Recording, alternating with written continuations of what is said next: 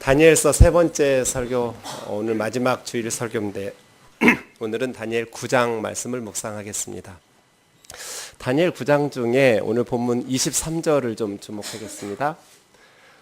중간쯤에 보면 하나님께서 다니엘이 기도할 때 천사 가브리엘을 보내주십니다. 가브리엘을 통해서 다니엘에게 뭐라고 말씀하시냐면 너는 크게 은총을 입은 자라 이렇게 말합니다. 이 5단어로 길게 썼지만 사실 원문에 보면 2단어입니다. 너는 크게 은총을 입은 자라, 이 말은 아타 햄다입니다. 아타라는 말은 너라는 뜻이고요. 햄다라는 말이 크게 은총을 입은 이렇게 길게 설명했는데요.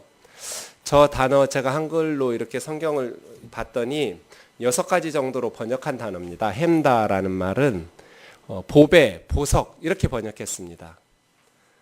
그리고 보배니까요, 귀하다, 귀한 이렇게 번역한 성경들도 있고요. 다 똑같은 햄다라는 단어입니다.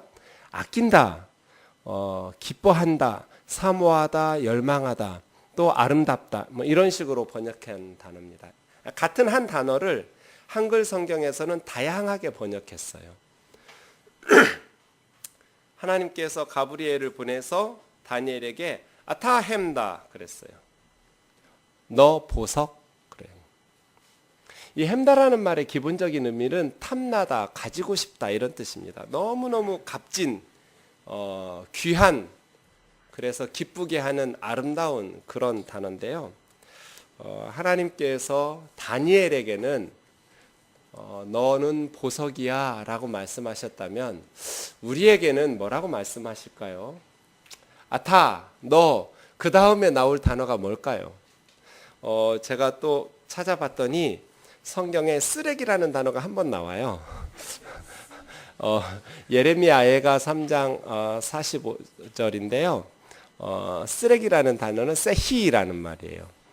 그래서 다니엘에게는 아타, 너, 햄다, 보석. 다니엘아, 너는 보석이다. 아주 짧고 굵게 말씀하시죠. 너 보석?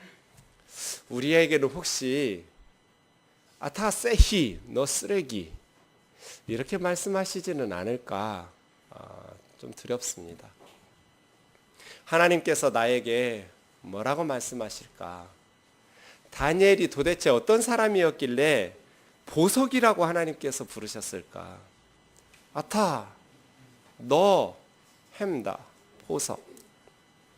다니엘은 어떤 사람이었길래 하나님께서 다니엘을 보석처럼 여겼을까요? 오늘 9장 아타햄다를 말씀하시게 된 배경들을 좀 보겠습니다. 다니엘 9장은 두 부분으로 이루어져 있습니다. 1절에서 19절은 다니엘이 기도한 내용이고요. 20절에서 27절은 하나님께서 그 기도에 응답하신 내용입니다. 다니엘이 기도하고 하나님께서 응답하시고, 이게 다니엘서 9장의 구조인데요. 먼저 다니엘의 기도 부분부터 좀 살펴보겠습니다. 9장 1, 2절 같이 읽겠습니다. 시작. 메대 족속 아하수에로의 아들 다리오가 갈대아 나라 왕으로 세움을 받던 첫 해 곧 그 통치 원년에 나 다니엘이 책을 통해 여호와께서 말씀으로 선지자 예레미야에게 알려주신 그 연수를 깨달았나니 곧 예루살렘의 황폐함이 70년 만에 그치리라 하신 것이니라. 메대족 속 아하수에로의 아들 다리오, 이 다리오라는 이름 때문에 성경학자들이 고민하기 시작합니다. 성경에는 다리오가 매우 중요하게 취급되는데 역사책에 다리오가 안 나와요. 성경 밖에서. 도대체 이 다리오가 누굴까? 다른 이름으로 나오는 것이죠. 이 시대의 역사들이 많이 나오는데 다리오라는 이름이 없어요. 그건 다른 이름인 거예요. 둘 중에 하나로 봅니다. 하나는 이 다리오가 우리가 알고 있는 페르시아의 초대 황제 고레스의 또 다른 통치명일 것이다. 그러면 문제가, 우리는 고레스는 페르시아의 황제로 알고 있는데 여기 1절에서는 메대족 속 아하수에로 아들 다리오 그랬거든요. 메대라는 나라와 페르시아라는 나라는 좀 다릅니다. 바벨론이 세계를 제패했고요. 그 바벨론을 멸망시킨 것이 메대와 페르시아 연합국입니다.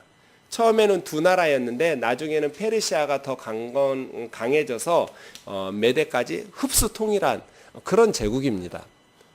그런데 왜 페르시아 제국의 왕이었던 고레스를 메대족 속 왕이라고 했을까 하는 것이죠. 그런데 역사책들을 보니까 이 고레스를 메대의 왕이라는 표현들이 여러 번 나와요.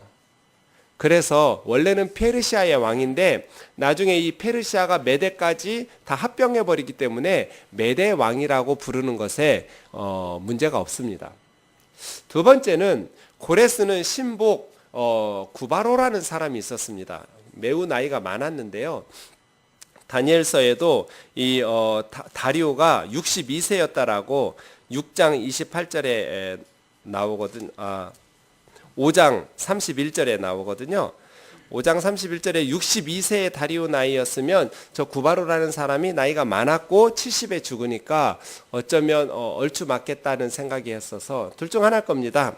오늘 9장 1절에 나오는 다리오라는 사람이 고레스의 또 다른 이름이든지 아니면 고레스의 신복 구바로라는 사람을 통해서 바벨론을 다스렸는데 그 사람이든지, 중요한 건 어떤 사람이냐, 사람 이름이 누구냐가 중요한 게 아닙니다. 여기서 중요한 것은 시기입니다. 시기. 저 때가 어느 때냐. 다리오 원년, 다리오 통치 원년은 기원전 538년입니다.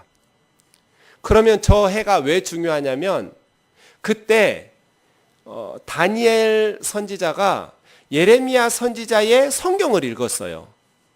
아마 예레미야서에 20장 9절에서 11, 25장 9절에서 11절, 13절 넘어 읽었거나 아니면 29장 10절을 읽었을 거예요. 29장 10절을 우리 같이 한번 읽어보죠. 예레미야입니다. 시작. 여호와께서 이와 같이 말씀하시니라. 바벨론에서 70년이 차면 내가 너희를 돌보고 나의 선한 말을 너희에게 성취하여 너희를 이곳으로 돌아오게 하리라. 예레미야 선지자는 이스라엘이 멸망하기 직전부터 멸망한 직후까지 활동했던 선지자예요. 다른 거짓 선지자들이 다 이스라엘은 망하지 않을 거야, 하나님이 지켜주실 거야, 하나님이 하나님을 섬기는 예루살렘을 멸망시키실 리가 없어 하면서 걱정하지 마, 샬롬을 외치고 있을 때 예레미야 선지자만 꿈도 꾸지 마라, 이스라엘은 망할 거다, 우리의 죄 때문에 하나님께서 바벨론을 통해서 심판하실 거다, 그렇게 망한다는 것을 예언하면서 여러 차례, 그러나 70년 동안 바벨론에서 포로 생활이 끝나면 다시 고향으로 예루살렘으로 돌아오게 하실 거다는 하나님의 말씀을 전합니다. 이 다니엘이 예레미야서를 통해서 70년이 차면 다시 고향으로 돌아온다라는 것을 알게 되었어요. 그러면 이 시기가 어느 시기냐면 자기가 10대 중반으로 끌려왔을 때가 605년이에요. 앞으로 돌려주세요. 그러면 15살쯤 605년이면 지금 다리오 원년이면 538년이에요. 67년이 지난 거예요. 605에서 538을 빼면 67이 돼요. 그러니까 자기가 나라 망하면서 끌려왔을 때로부터 계산해 보니 70년이 거의 다 된 거예요. 맞죠? 67년 지났으니까요. 이제 불과 2, 3년 남았어요. 지금 이스라엘이 회복될 가능성은 전혀 안 보여요. 고향으로 돌아갈 것 같지가 않아요. 그런데 하나님은 분명히 예레미야 선지자를 통해서 말씀하셨어요. 70년이 되면 고향으로 돌아올 거다. 이스라엘이 회복될 거다. 나이를 계산해 보면 15살쯤 포로로 끌려왔다고 보면 67년이 지났으니까 82세예요. 82세가 요즘은 정정하신 분들도 많지만 다니엘 시대의 82세는요 정말 나이가 많은 거예요. 왜냐하면 평균 수명이 40이거든요. 40 전후로 돌아가시던 그 시절에 2배 이상 살았잖아요. 그러니까 다니엘은 이제 곧 천국에 갈 사람이에요. 그런데 이 다니엘 할아버지가 예레미야서를 읽다가 70년이 거의 다 돼간다라는 것을 알았어요. 그리고 놀라운 일들을 시작하게 됩니다. 자, 우선 우리가 생각해야 될 것은 다니엘은 기도 많이 하는 사람이죠. 그죠? 하루에 3번씩 예루살렘 쪽을 향해서 난 창문을 보면서 기도하는 사람이에요. 기도하기 위해서 사자굴까지 들어갔다 나온 사람이에요. 그래서 기도 많이 하는 사람들에게 하나님께서 신비적인 기도 응답과 체험들을 많이 하게 하셔요. 다니엘도 체험도 많고요. 환상 특별 계시도 많이 받았어요. 그런데 다니엘이 뭐 하고 있었다는 거예요? 예레미야 읽고 있었다는 거예요. 성경을 읽고 있었어요. 이게 뭘 의미해요? 다니엘은 기도를 많이 한다고 그래서 성경을 소홀히 한 사람이 아니에요. 되게 기도 많이 하면서 체험이 많고 하나님의 응답들이 많은 성도들은 성경에 대해서 무시하고 소홀히 여기는 경향이 있어요. 다니엘은 그러지 않은 거예요. 하나님의 말씀인 성경을 읽어가면서 기도한 사람이에요. 저와 여러분이 하나님의 말씀을 사랑하고 하나님의 말씀인 성경을 가까이 하고 많이 읽고 연구하고 배우고 그 말씀의 은혜 안에서 기도하는 하나님의 사람 되기를 주의 이름으로 축원합니다. 기도 많이 하고 체험이 많다고 해서 성경을 소홀히 하고 무시하는 것, 그래서 비성경적인 내용들까지 막 주장을 펼쳐가는 건 매우 위험한 겁니다. 다니엘은 그런 사람이 아니었어요. 자, 여러분이 다니엘이라면 뭐 하시겠어요? 예레미야서를 읽다가 이제 얼마 지나지 않으면 이스라엘이 고향으로 돌아간다라는 것을 깨달았어요. 그럼 뭐 해야 될까요? 여러분 같으면 뭐 하실 것 같으세요? 포로의 시간이 끝나가요. 이제 70년이 거의 다 돼가요. 그럼 뭐 할 것 같으세요? 아이고, 내가 80이 넘었는데 뭐 곧 천국 갈 사람이 뭘 해요? 그럴까요? 아니면요? 고향으로 돌아갈 젊은이들을 위해서 돈을 많이 모아둘까요? 가지고 가라고? 아니면요?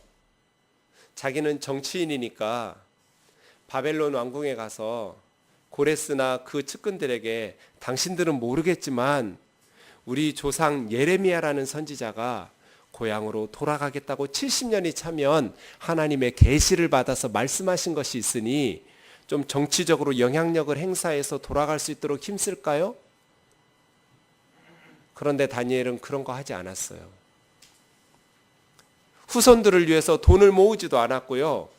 왕궁에 들어가서 정치력을 행사하지도 않았고요. 아이고, 내가 살면 얼마나 산다고 포기하고 넋놓고 있지도 않았고요. 목숨 걸고 뭔가 한 가지를 했어요. 우리 3절 같이 읽겠습니다. 저구절이에요. 시작. 내가 금식하며 베옷을 입고 죄를 덮어 쓰고 주 하나님께 기도하며 간구하기를. 80이 넘은 할아버지가 금식을 시작했어요.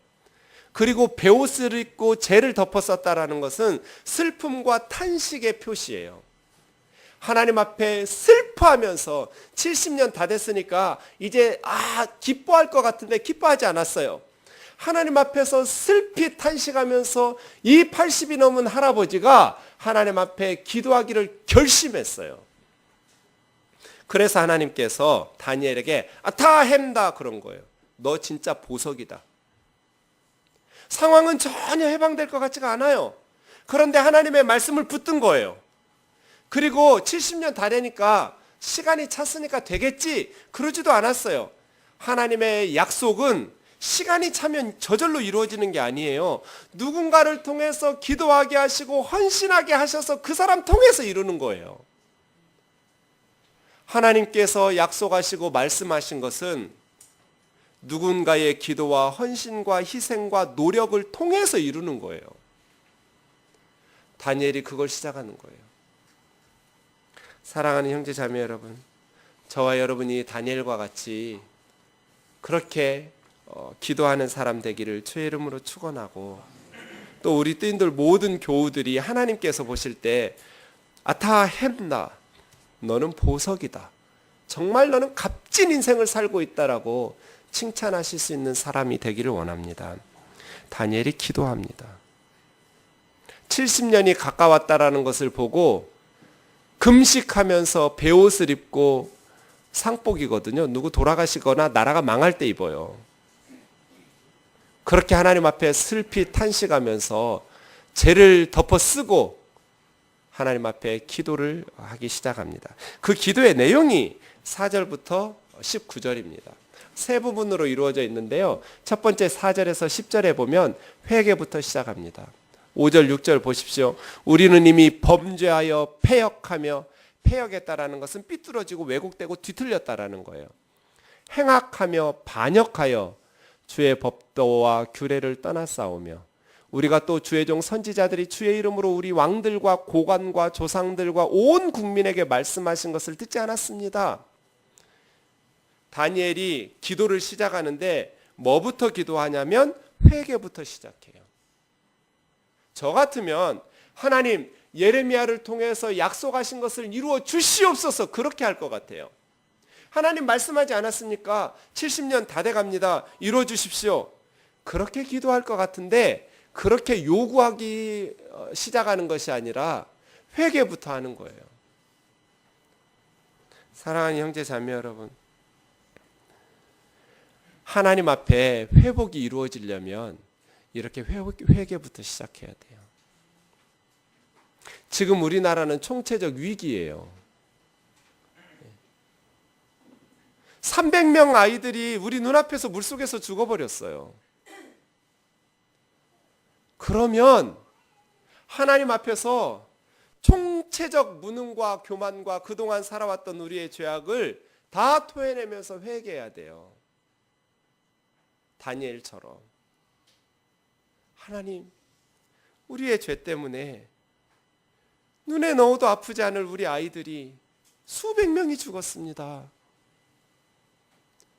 하나님 앞에 가슴을 찢으면서 회개하기 시작해야 돼요. 그런데 대통령부터 남 탓해요. 적폐를 해서. 자기가 적폐인데 누구를 적폐를 청산한단 말이에요. 자기 아버지 때부터 쌓은 게 적폐예요. 이게 남의 문제예요? 자기 문제예요. 대통령만의 문제예요? 아니에요. 관련된 모든 정치인들, 경제인들, 그리고 우리 국민들, 우리 다 가슴 찢으면서 하나님 앞에 회개해야 돼요. 남 탓하고 다른 사람에게 손가락질 하기 전에 다 우리 자신들부터 하나님 앞에서 가슴을 찢어야 돼요. 회개가 먼저예요. 그래야 나라가 새로워져요. 나는 잘못이 없는데 쟤들 때문이야. 그럼 누구예요? 한국 교회가 반토막이 났어요. 특별히 교회 젊은이들이 없어요. 그럼 우리 뭐 해야 돼요? 다니엘처럼 해야 돼요. 하나님, 우리가 하나님 앞에 범죄하고 패역하고 행악하고 반역하고 주의 법도와 규례를 지키지 않아서 하나님께서 한국교회를 심판하셨습니다. 이렇게 가슴 찢어지는 사건들이 일어나고 있습니다. 누구보다도 먼저 그리스도인들이 가슴을 찢어야 돼요. 그리고 회개부터 해야 돼요. 그런데 다니엘과 같은 사람이 없어요. 20-30년 지나면 교회 문 닫는 교회들이 많을 거예요. 이대로 가다가는. 젊은이들이 없어요. 기성세대의 크리스찬들을 보고 본받을 게 없으니까 교회 안 가는 거예요.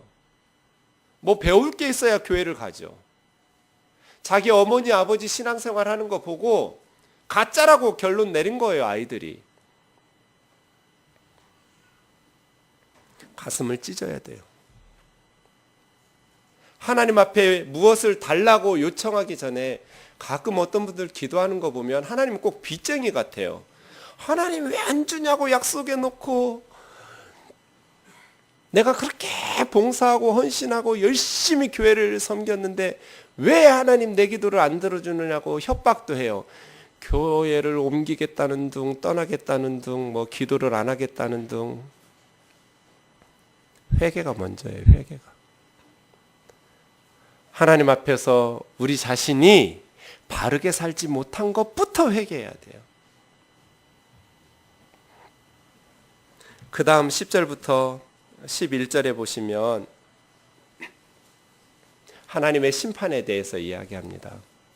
12절에 보면 주께서 큰 재앙을 우리에게 내리사 우리와 및 우리를 재판하던 재판관을 쳐서 하신 말씀을 이루셨사오니 온 천하의 예루살렘에서 일어난 일 같은 것이 없나이다. 예루살렘과 같은 큰 재앙을 당한 도시가 없어요. 나라가. 하나님께서 말씀하신 것 그대로 성취하셨는데 특별히 재판관들을 쳐서 말씀하셨어요. 사회가 바로 서려면 재판이 공의로워야 돼요. 그런데 우리나라 재판이 지금 공의로워요? 법 앞에서 모든 백성이 평등해요?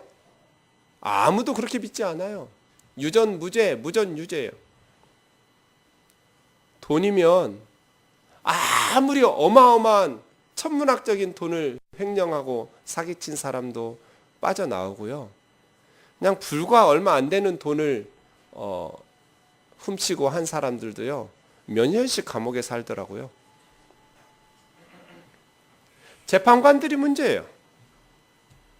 이스라엘의 재판관들이 바르게 하지 않으니까 나라의 공의와 정의가 사라져 버렸어요. 그랬더니 하나님의 재앙과 심판이 임했어요. 문제는 13절이에요. 모세 율법에 기록된 대로 이 모든 재앙이 이미 우리에게 내렸사오나 하나님의 재앙이 내렸으면, 나라가 망했으면 망한 후에라도 정신을 차려야 하잖아요. 이스라엘은 정신 못 차렸어요. 우리는 우리의 죄악을 떠나고 주의 진리를 깨달아 우리 하나님 여호와의 얼굴을 기쁘게 하지 아니하였나이다. 하나님이 말씀하신 대로 심판하셔서 전무후무한 재앙을 예루살렘이 받았으면 그때라도 죄악을 떠나야 하잖아요. 300명 아이들이 죽었으면 이제라도 정신을 차려서 죄악을 떠나야 하잖아요. 그리고 진리를 깨닫고 하나님의 얼굴을 구하고 하나님 앞에서 바르게 고쳐야 하잖아요. 아무도 책임을 안 져요. 총리 한 명 책임졌다가 다시 돌아왔어요. 전 세계가 비웃어요. 그런데 우리가 하나님의 말씀을 듣고 있어요. 누구부터? 예수 믿는 사람들부터 해야 돼요. 예수님 믿는 사람들부터, 성경 공부하는 사람들부터 다니엘처럼 기도를 시작해야 돼요. 그리고 하나님 앞에서 내 죄를 통해 자복하면서 자기에서부터 회개를 시작해야 돼요. 하나님께서 그렇게 아끼고 사랑했던 아브라함의 자손들, 이스라엘 백성들도 아끼지 아니하고 나라를 바벨론에 의해서 심판하셔서 멸망시켜 버렸어요. 대한민국이라는 나라 더 말할 것도 없어요. 이스라엘도 하나님께서 심판하셔서 멸망시키셨다면 대한민국이라는 나라가 뭐가 그리 대단해서 바르게 살아야죠. 목사들이 거짓말 좀 그만하고, 예수 믿는 사람들이 거짓말 좀 그만하고 정직하게 살아야죠.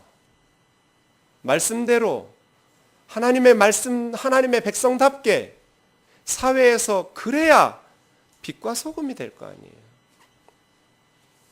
하나님의 심판이 왜 임했어요?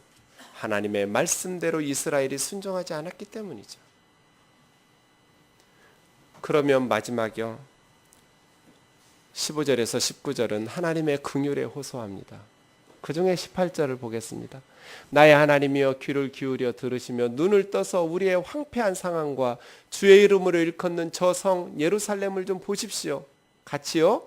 우리가 주 앞에 간구하옵는 것은 우리의 공의를 의지하여 하는 것이 아니요 주의 큰 긍휼을 의지하여 함이니이다. 이것이 기도입니다. 우리가 주님 앞에 간구하는 것은 우리가 공의로워서 들어달라고 하는 것이 아니라 하나님의 크신 긍휼을 힘입고 의지해서 기도하는 겁니다. 다니엘은 하나님, 제가 어려서부터 그렇게 기도하지 않았습니까? 들어주십시오. 이렇게 말하지 않습니다. 하나님, 제가 기도하기 위해서 사자굴까지 들어갔다 나오지 않았습니까? 들어주십시오. 그렇게 기도하지 않습니다. 우리의 공의에 의지하는 것이 아니라 하나님의 크신 긍휼하심을 의지해 기도합니다. 그 다음 19절이요. 주여 들으소서, 주여 용서하소서, 주여 귀를 기울이시고 행하소서, 지체하지 마옵소서. 나의 하나님이여 주님 자신을 위하여 하시옵소서. 주의 백성과 주의 성이 아닙니까? 주의 이름으로 일컫는 바 되지 않았습니까? 이것이 딱 한국교회 성도들의 기도해야 될 줄로 믿습니다. 우리 기도해야 돼요. 주여 들으소서, 주여 용서하소서, 귀를 기울이시고 행하소서, 지체하지 마옵소서. 나의 하나님 아버지여, 우리 집이 초토화됐습니다. 우리 아이들이 믿음에서 이탈해버렸습니다. 한국교회에 젊은이들이 없습니다.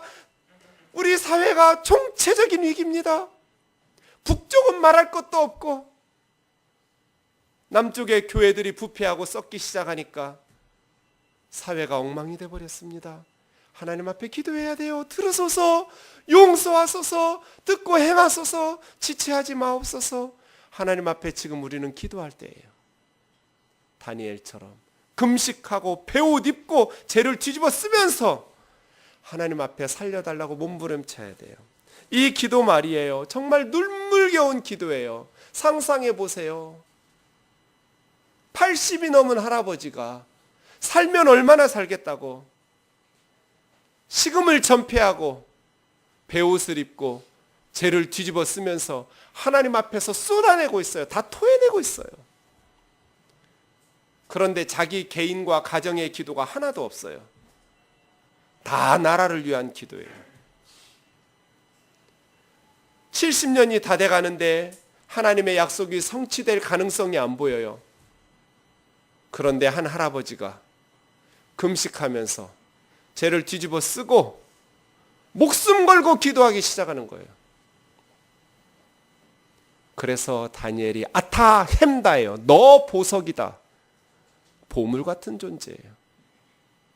이런 보석과 같은 할머니 할아버지들이 우리 뜨인돌교회에 많이 있기를 주의 이름으로 축원합니다. 하여간 80 넘으신 분들 다 다니엘하고 친구라고 생각하시고 오늘부터 다 배옷 입고 기도에 전념하시다가 주님 부르시는 그날까지 내가 기도의 재단에 내 삶을 남은 인생을 쏟아붓는다고 생각하고 기도하시기를 바랍니다. 우리 젊은이들도 마찬가지죠. 정말 보석과 같은 분이에요. 이 나이에 내가 곧 천국 갈 내가 이러지 않았어요. 후손들을 위해서, 우리 자녀들을 위해서 목숨을 걸고 기도하는 거예요. 그래서 하나님께서는 다니엘에게 너는 보석이야. 이제 20절부터 하나님의 응답을 보겠습니다. 23절까지 보시면 다니엘이 기도 시작했을 때 저녁 제사 드릴 때쯤 천사 가브리엘이 왔습니다. 한 오후 서너 시경입니다.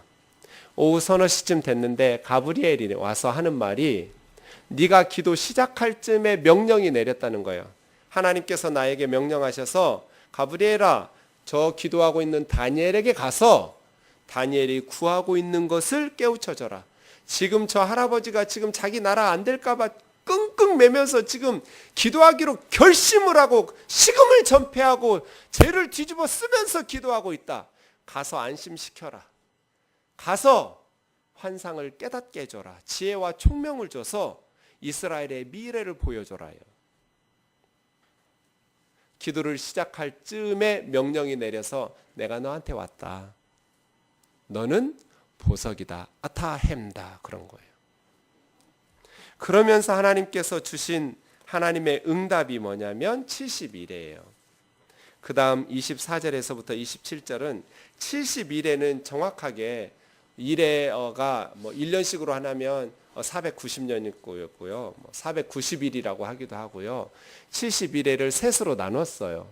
먼저 앞에 7일에는 예루살렘이 중건하라는 명령이 떨어질 거다. 곧 고향으로 돌아가라는 명령이 시작될 거다. 고레스 칙령이에요. 70년이 다 돼가니 이제 예루살렘 중건 명령이 떨어질 것이고 그리고 기름 부음 받은 왕이 세워질 것이다. 그때까지 7일이에요.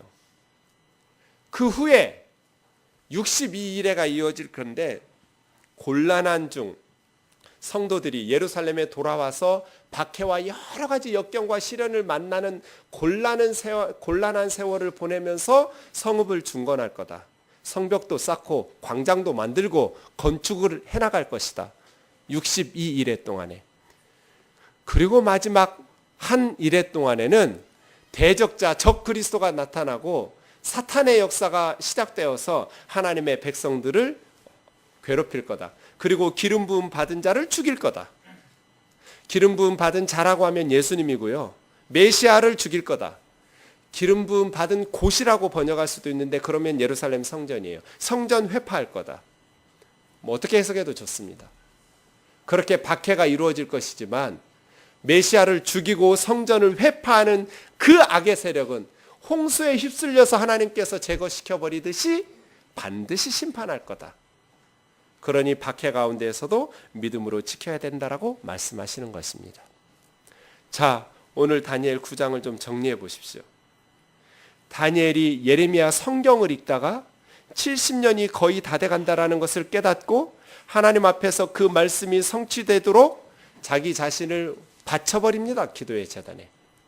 그랬더니 하나님께서 오셔서 다니엘아 염려하지 마라. 네 눈에 보이는 정치적 상황은 전혀 이스라엘이 회복될 것 같지 않지만 지금 노예로 살고 있으니 포로지에서 영원히 이 역사가 끝날 것 같지만 반드시 예루살렘이 중건되리라는 명령이 시작될 거다. 그 후에 기름 부음 받은 메시아, 기름 부음 받은 성전이 세워질 거다. 그러나 그 과정이 쉽지는 않고 평탄하지는 않을 거다. 박해와 방해하는 세력들 때문에 역경과 환난과 시련이 많을 거다. 하지만 반드시 성읍이 중건될 거다. 다시 하나님의 백성들이 회복될 것이고 그러나 그 회복된 후에라도 성읍이 완성된 후에라도 기름 부음 받은 메시아는 죽임을 당하 살해당할 것이고 성전은 다시 무너져서 회파될 것이다. 그리고 기름 부음 받은 자를 죽이고 성전을 회파하는 그 악의 세력은 홍수가 휩쓸어가 버리는 것처럼 다시 심판할 거다. 다니엘은 이제 곧 돌아가시겠지만 그러한 미래의 역사들을 후손들에게 남기면서 하나님의 말씀으로 격려하고 우리가 회복될 것이라고 말씀하시는 겁니다. 말씀을 마치겠습니다. 저는 이 23절을 보면서 네가 기도를 시작할 즈음에 명령이 내려서 내가 너에게 왔다 다니엘아, 이 가브리엘의 말을 그리고 와서 짧고 굳게 너 보베 아타햄다 라고 말씀하시는 하나님이 낯설었습니다. 굉장히 어색한 하나님이에요. 저에게는. 다니엘 할아버지가 기도하니까 천사를 급히 보내셔서 이 금식하고 있는 할아버지에게 아타햄다, 이 보석 같은 다니엘아 하면서 환상과 계시를 가르쳐 주시는 이 하나님이 굉장히 낯설어요.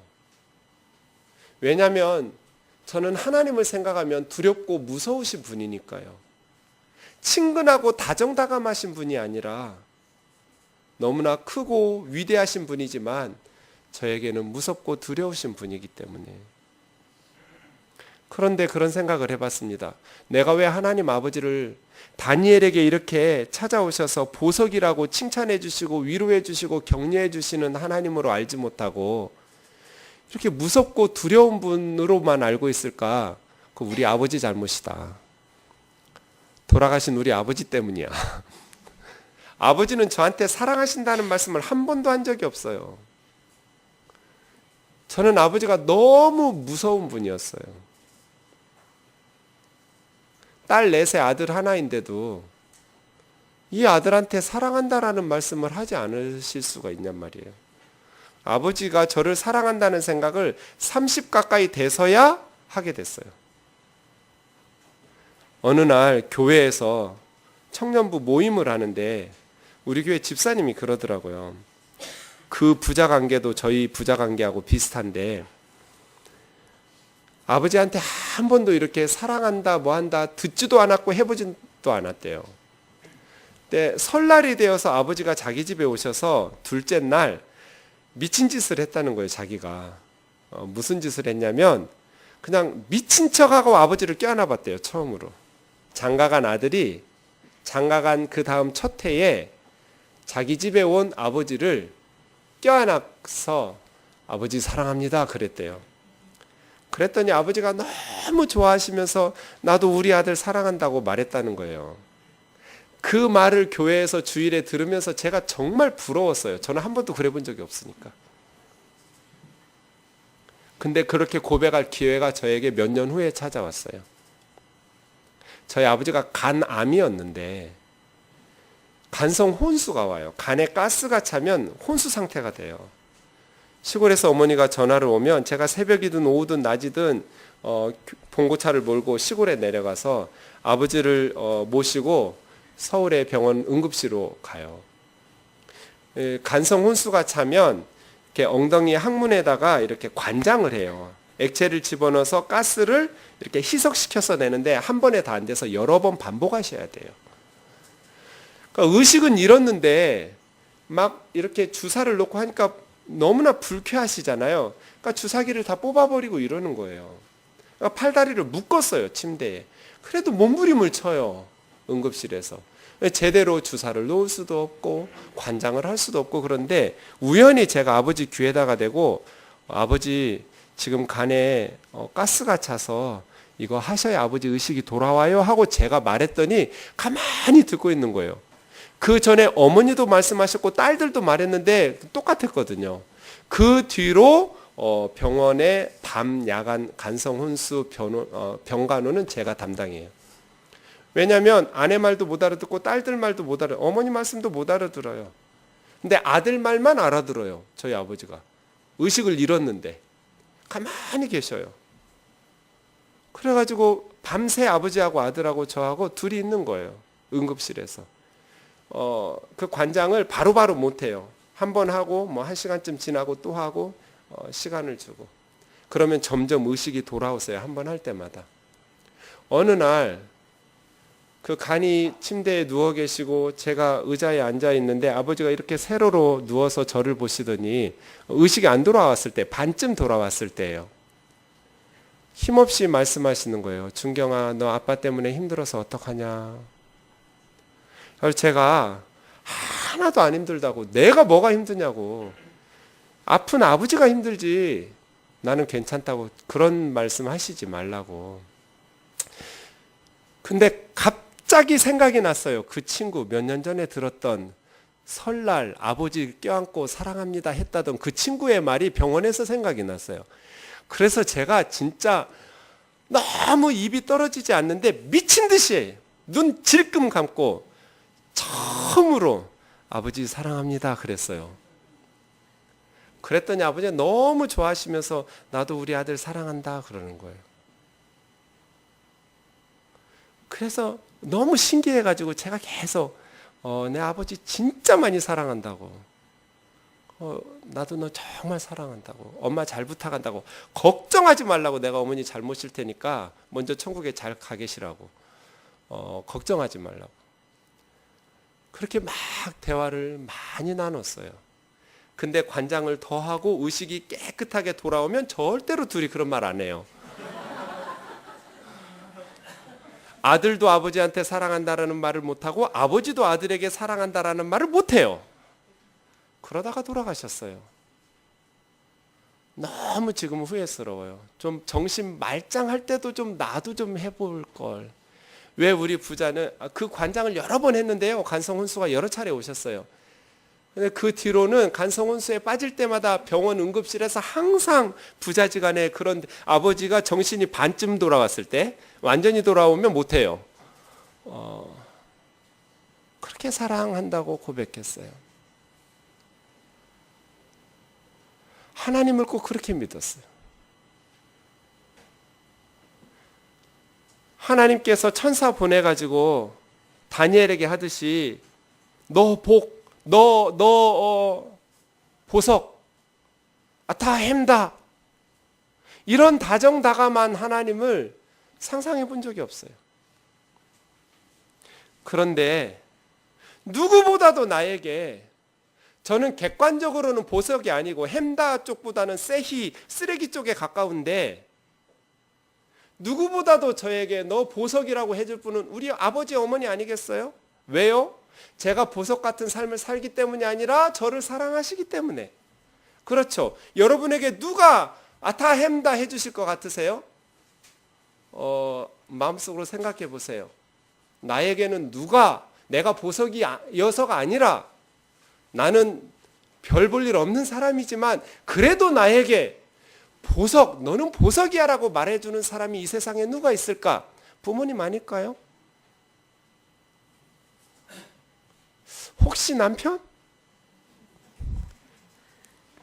아내? 아내한테 정말 아타 햄다 소리 듣는 남자는 인생 성공한 거예요. 근데 보세요. 하나님께서 나에게 아타 햄다 하시겠다는 생각이 들었어요. 전 보석이 아니에요. 아닌데 하나님께서 저를 보석처럼 여기시는구나. 다니엘뿐 아니라 하나님 앞에서 말씀대로 기도하면서 살려고 하는 그러한 하나님의 백성들에게 하나님께서 너희들이 보석이라고 하시겠구나. 왜냐하면 하나님은 우리를 사랑하시는 아버지니까.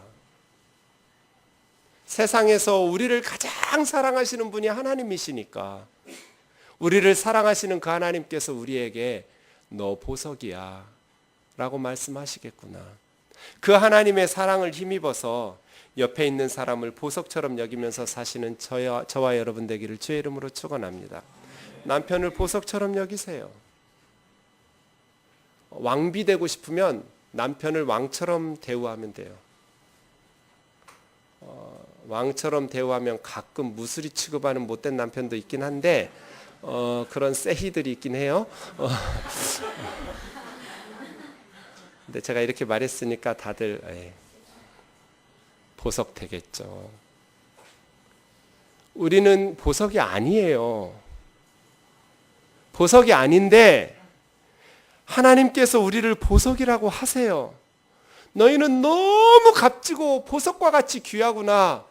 그래서 예수님을 십자가에 내어 주셨어요. 내가 내 아들을 십자가에 내어서 죽이고 희생시킨 만큼 너희는 귀하다고, 너희는 값진 보석이라고 말씀하셨어요. 그 하나님의 사랑을 힘입어서 이제 우리도 옆에 있는 형제 자매들을 보석처럼 여겨야 돼요. 값지게 아타 햄다 해가면서 사랑으로 돌보고 귀하게 여기는 그러한 공동체 되기를 주의 이름으로 축원합니다. 우리 지금 기도할 때입니다. 한국 교회적으로도 그렇고요. 국가적으로도 그렇습니다. 지금 우리는 다니엘처럼 기도할 때입니다. 함께 모여서 기도하고 전심으로 하나님 앞에 주여 들으소서, 주여 용서하소서, 주여 들으시고 행하소서, 지체하지 마옵소서.